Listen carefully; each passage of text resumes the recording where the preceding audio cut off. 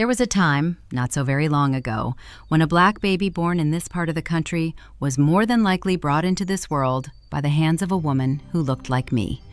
A midwife, not in a hospital, not under bright lights, but in a back bedroom or a front room by lamplight, caught into the steady, knowing hands of a woman the whole community trusted with its newest life. And then the doctors decided they wanted that work, and they did not simply take it. They called us dirty.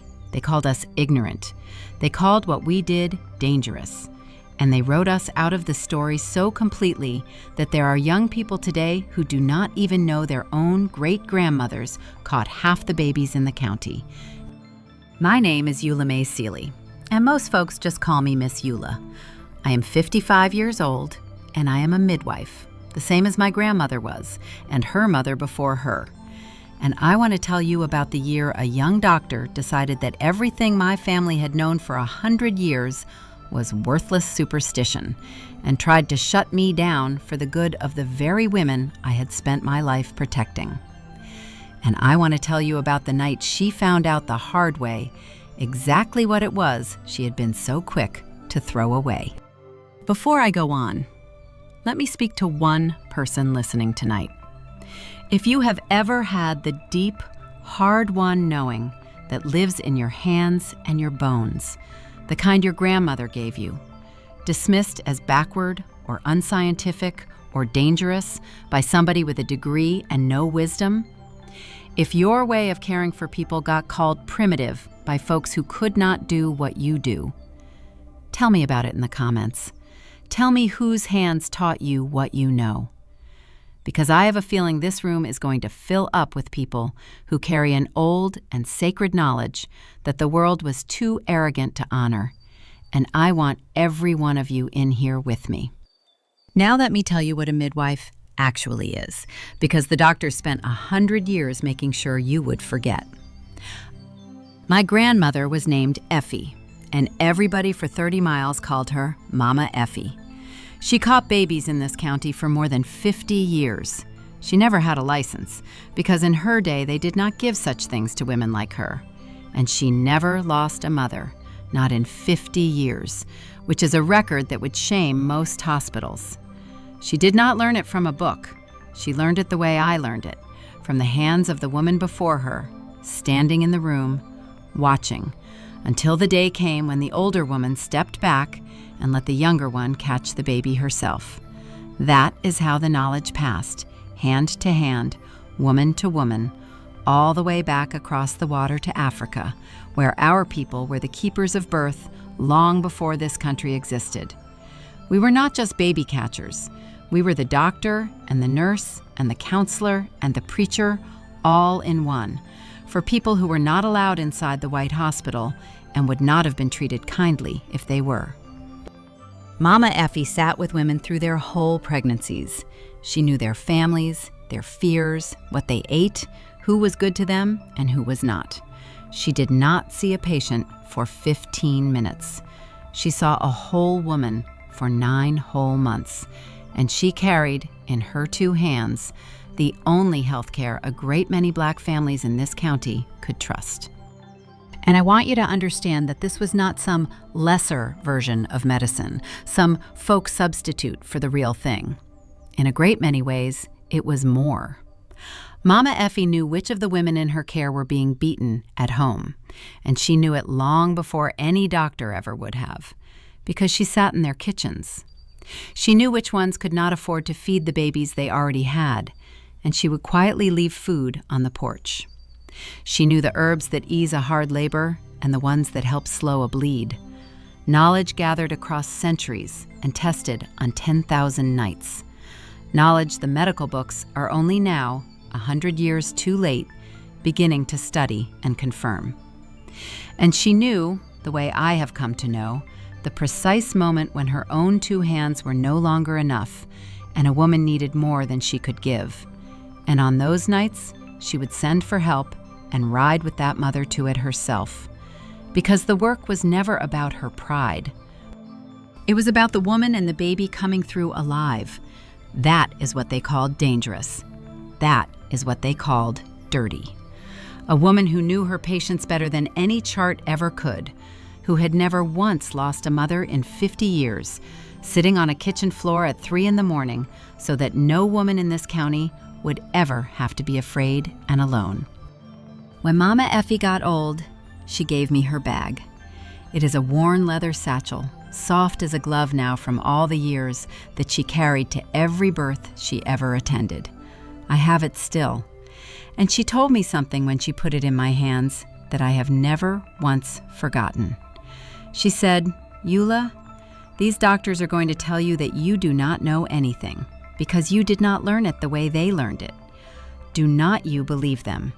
You watch the woman, the machine watches the numbers, but you watch the woman. Because a number will lie to you and a machine will miss things, but a woman's body will tell you the truth if you have got the eyes to see it and the patience to listen. You listen to her. You believe her. That is the whole secret," she said. "That is the medicine they never learned to give." And she was right. Lord, was she right. I went and got the modern training, too, because I wanted every tool there was. I am a licensed, certified midwife. I know the science. But the thing that has let me catch hundreds of babies and never bury a mother is not the science. It is the thing Mama Effie taught me.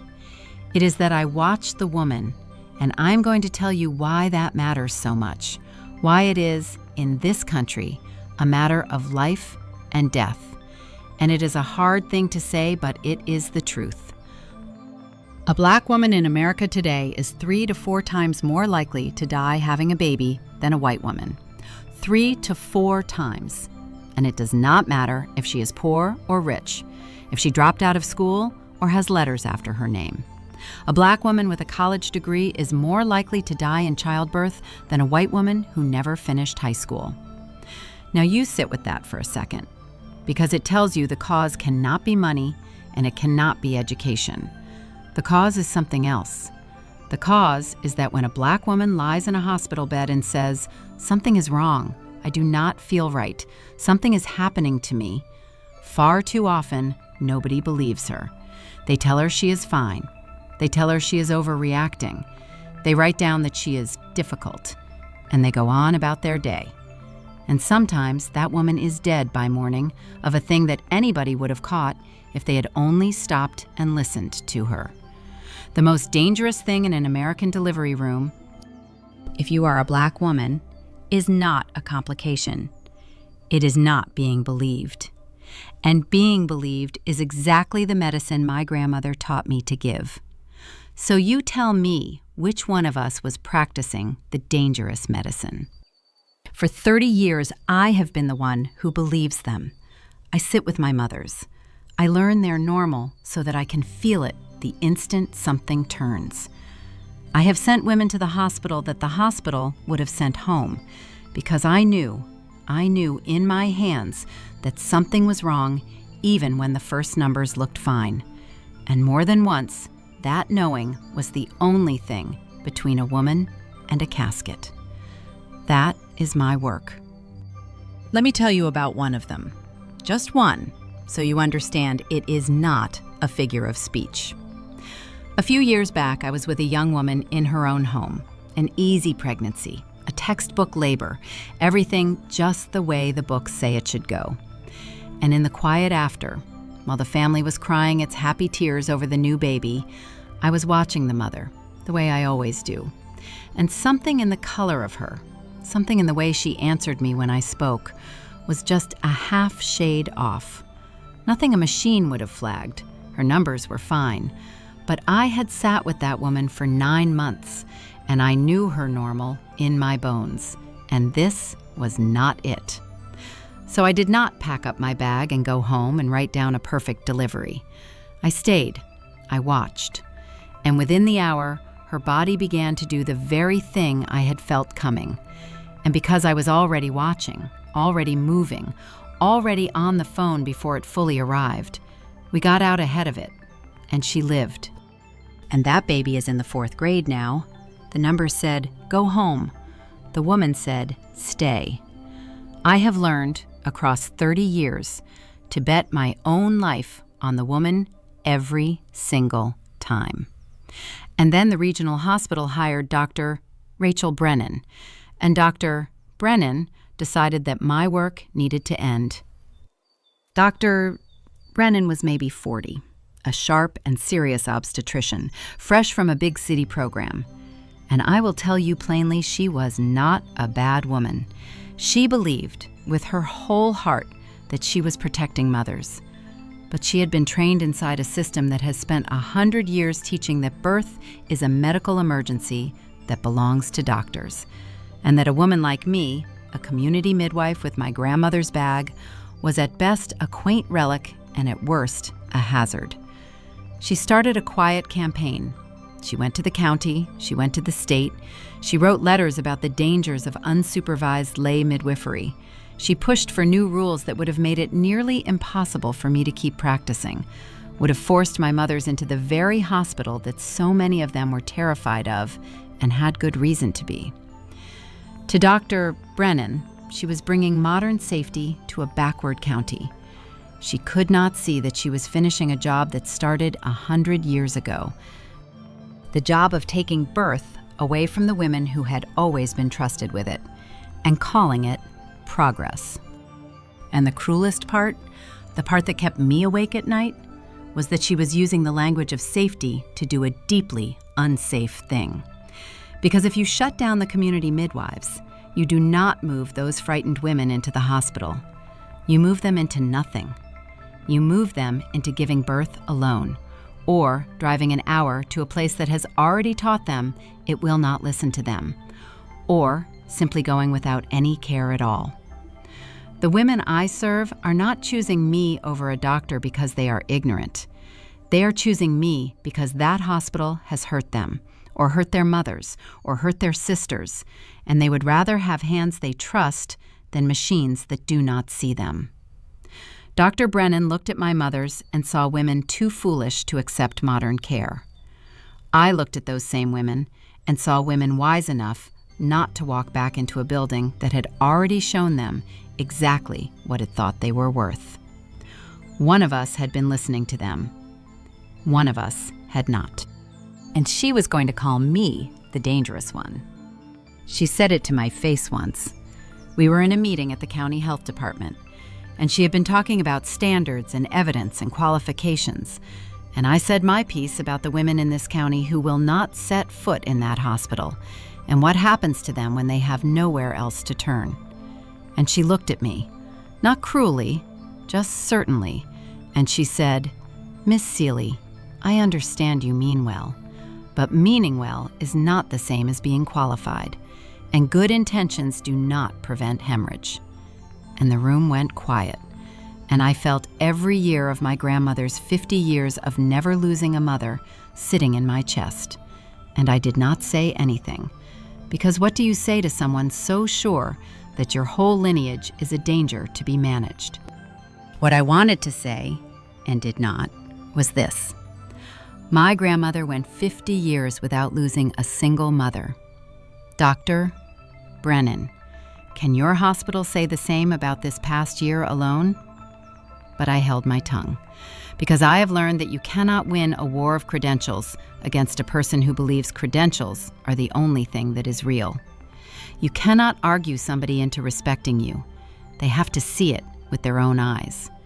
And so I went on home, and I kept doing my work the only way I have ever known how, quietly, faithfully, one woman at a time. And I waited, though I did not yet know that I was waiting, for the day the thing I carried would have to prove itself out in the open, in a place and at an hour where even Dr. Rachel Brennan would not be able to look away from it.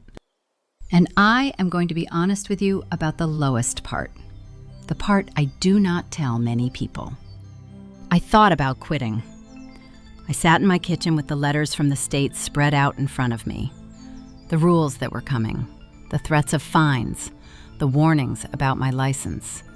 And I was tired, and I was scared, because here is a truth about my work that Dr. Brennan will never understand. When a doctor loses a patient, it is a tragedy, and the system holds him up and says he did his best. When a midwife so much as has a hard birth, the whole world is waiting to say, "You see, we told you those women are dangerous."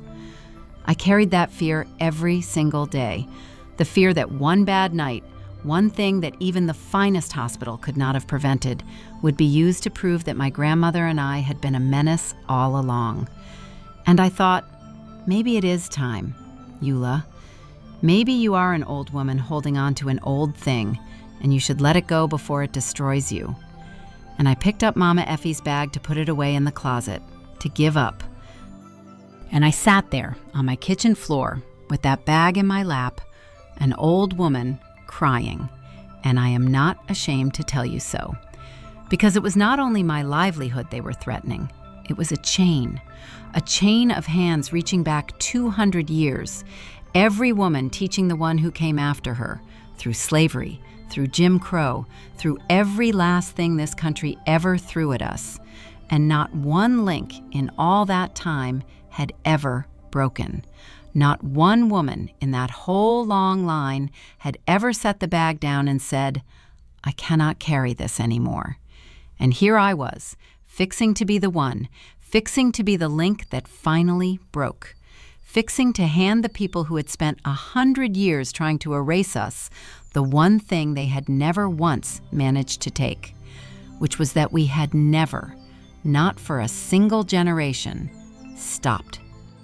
And I held that soft old leather in my hands, and I thought about all the women whose hands had carried it, all the way back, and all the babies, hundreds and hundreds of them, breathing right now, grown with babies of their own, because a woman the world called dangerous was there in the room watching, listening, believing.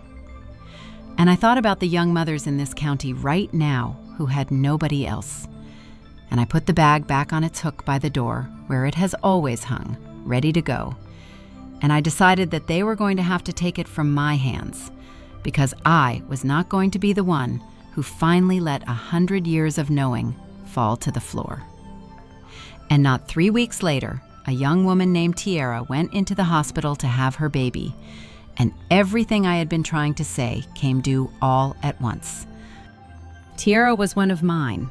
I had cared for her the whole 9 months, and I knew her body and I knew her heart, and I had grown to love that girl. Tiara was 23. She had lost her own mother young, and she did not have many people in this world. And over those 9 months, I had become something close to family to her. She would come to her visits early, just to sit and talk a while. She was scared of the hospital, the way so many of my girls are, and I had promised her, I had looked that child in the eye and promised her that I would not let anything happen to her. So when her pregnancy turned late, and I had to tell her she would need to deliver in that hospital after all, under a doctor instead of in my hands, I saw the fear come up in her face, and I told her it would be all right, that the doctors there knew their business, that this was exactly what a hospital was for. I believed that when I said it. I need you to know that I believed it, which is why what happened next sat on my chest the way it did, because I had sent that girl in there trusting, on my word, and the place I sent her to had very nearly let her die for the sin of saying that she did not feel well. Now, Tiara's pregnancy had developed a wrinkle late, something that needed a hospital, and I had told her so myself, because watching the woman also means knowing when she needs more than my hands can give. So she delivered at the regional hospital, under Dr. Brennan's service, and the baby came healthy, thank God, and that should have been the happy end of it. But a day after the birth, Tiara started saying something was wrong. She had a pain, she said, that was not right, a headache that would not quit, a feeling she could not name. And she told the nurses, and she told the doctors, and they checked their charts and looked at their numbers, and they told her she was fine. First-time mother, anxious. The numbers look good. Go home and rest. But Tiara's mother did not believe they were fine, and she called me. And the moment that woman described to me what her daughter was saying, the way Tiara was talking, the particular pain, the things she could not name. The cold dropped through me because I had felt this before. I had felt it with my own hands across 30 years. Those were not the words of an anxious first-time mother. Those were the early words of a woman whose body was trying to tell everyone in that building that it was about to fail, in a way that moves fast and kills quietly. The kind of thing where the numbers can look fine right up until the moment they catastrophically do not. And nobody in that hospital was listening, because the words were coming from a young black woman, and the system had already decided what a young black woman's complaints were worth. You have to understand how this works, because it is so quiet and so ordinary that it does not look like dying until it is. Nobody in that hospital was cruel to Tierra. No one refused her care. They were busy, and they were certain, and they had 100 things pulling at them. And a young black woman saying she did not feel right simply did not move the needle of their attention. Because somewhere deep in the training, deeper than any one of them would ever admit, sat the old, old lie that our pain is exaggerated, that our bodies are tougher, that when we say it hurts, we do not mean it quite the way a white woman means it. That lie was invented 200 years ago to justify what was done to our foremothers on the slavery doctors' tables. And it never died. It just put on a white coat and learned to talk about evidence. And it was in that room with Tierra, invisible, patient, waiting, the way it has waited in 1,000 rooms for 1,000 black mothers. And not one soul could see it but me, because I was the only one in that building who had ever been taught to look for it. So I got in my car and I drove to that hospital. And I walked in with my grandmother's bag, and I will tell you, I had no standing there. I was the lay midwife they were trying to run out of the county, walking into the doctor's house. But I went to Tierra, and I sat with her, and I did the one thing nobody had done. I listened to her. I let her tell me everything, and I watched her, the way Mama Effie taught me. And within about 90 seconds, I was certain as I have ever been of anything, that this girl was in grave danger and that it was very close. And I went and I found Dr. Rachel Brennan, and I told her, plainly, that Tierra was showing the signs of a complication that was going to take her life if they did not act immediately. And I told her exactly what I was seeing and why. And Dr. Brennan's first instinct, you understand, was to dismiss me. I could see it move across her face, the reflex.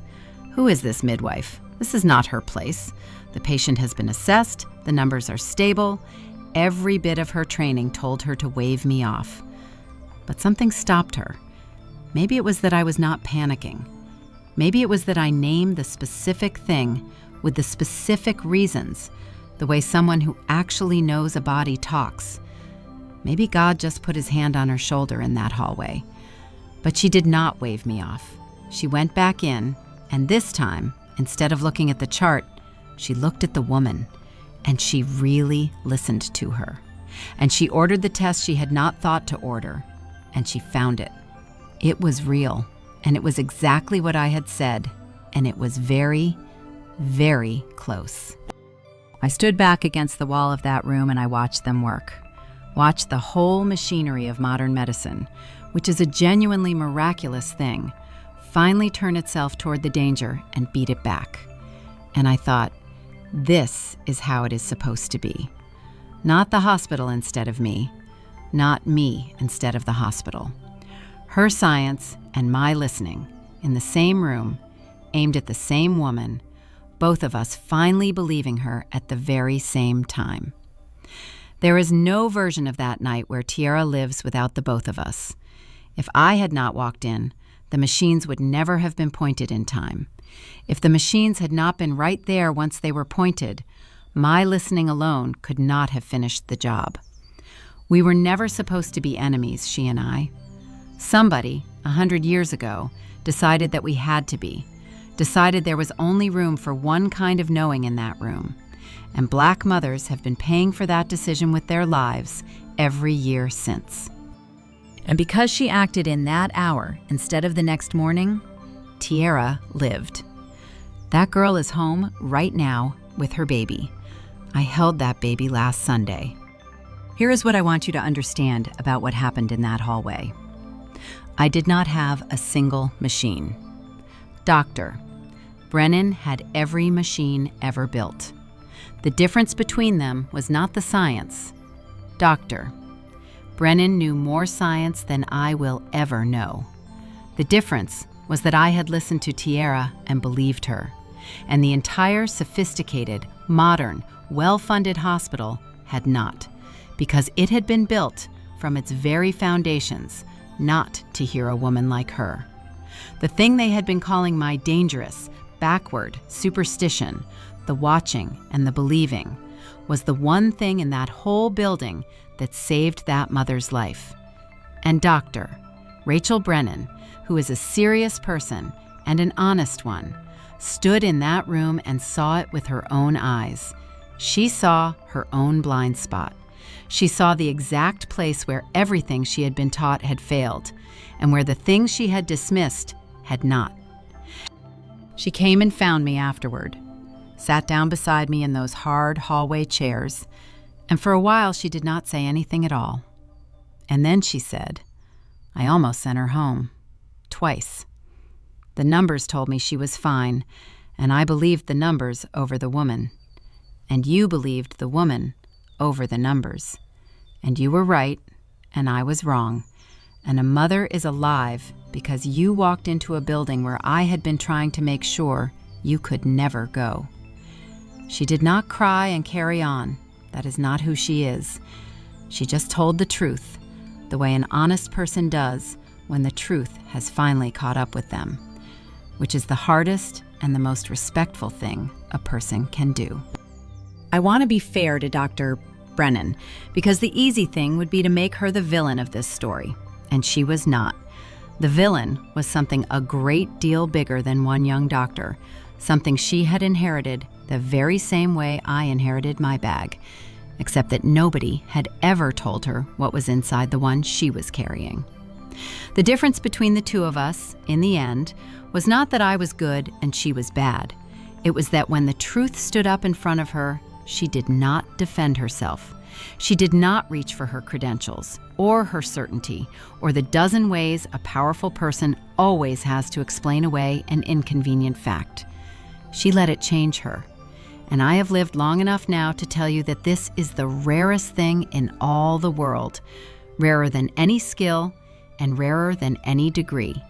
The willingness, when you have built your whole self on being right, to stand still and be taught by the very person you were so sure you stood above.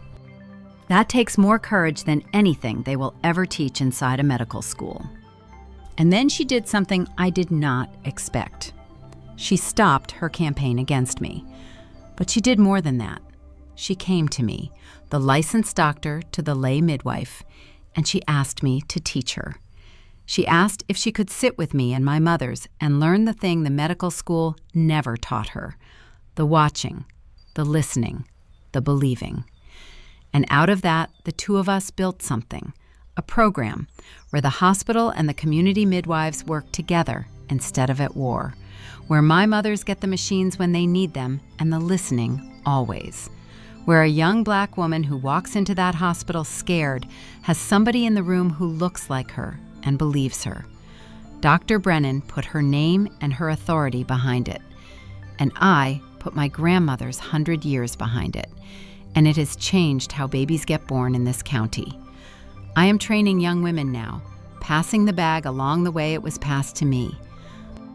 Except these young women will have the license and the science and the watching, all of it. And nobody will ever be able to call them dangerous again. There is a girl I am training now, a serious young woman with a college degree and a hunger to learn. And she asked me once, early on, what the single most important thing was, expecting me, I think, to name some clinical thing, some sign or some measurement. And I took down Mama Effie's bag and I put it into her hands, the same way it was once put into mine.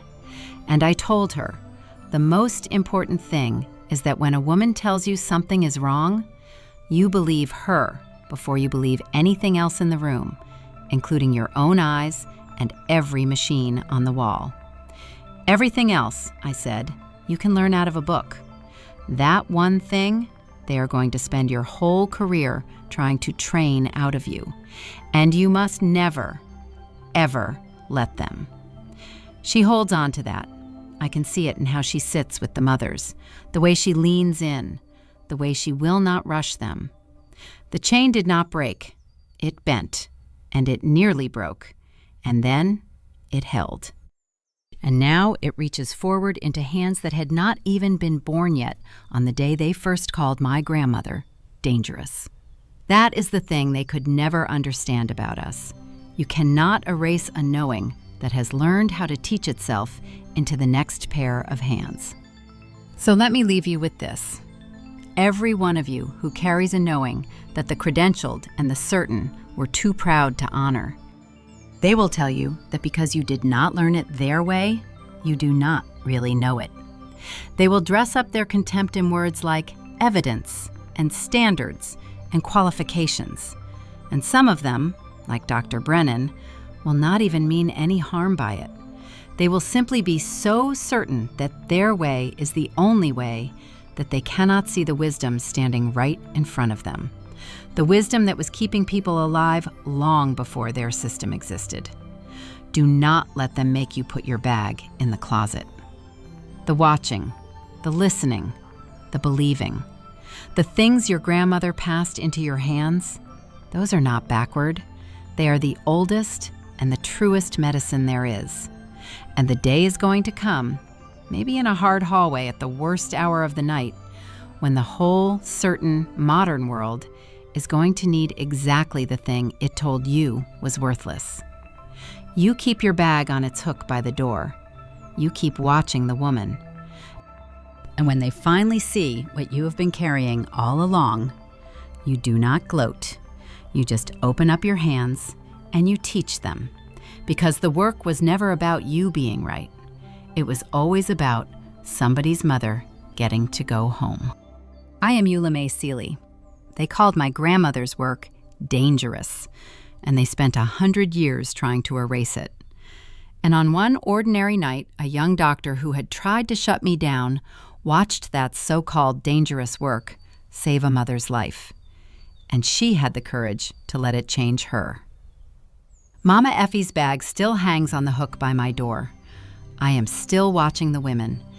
And there is a baby in this county sleeping tonight whose mother is alive to hear him breathe. And that, after everything, is the only credential I have ever needed. If somebody ever called your knowing backward or dangerous because you did not get it from a book, get down in the comments and tell me whose hands taught you what you know. Somebody scrolling tonight is about to let a person with a degree convince them that their grandmother's wisdom was worthless, and they need to see a whole room of us who kept the old knowing alive and were proven right when it mattered most. And if this story reached you, you already know how to find the next one. Go on and keep watching the woman. Keep believing her. That is the medicine. It always was.